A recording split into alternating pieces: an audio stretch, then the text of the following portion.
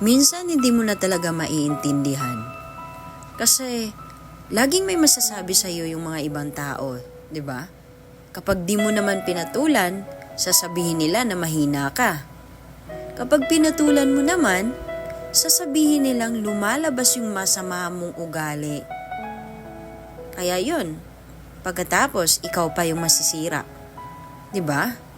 Alam nyo, yung mga taong ganyan, hindi natin kailangan patulan. Okay? Kasi pagpapatulan mo sila, ikaw ang talo. Pabayaan mo sila kung anong gusto nilang isipin sa'yo. Wag na wag kayong magsayang ng oras para sa mga taong ganyan. Dahil tandaan nyo, hindi sila worth it sa oras na ibibigay mo sa kanila. Okay? Tandaan nyo yan.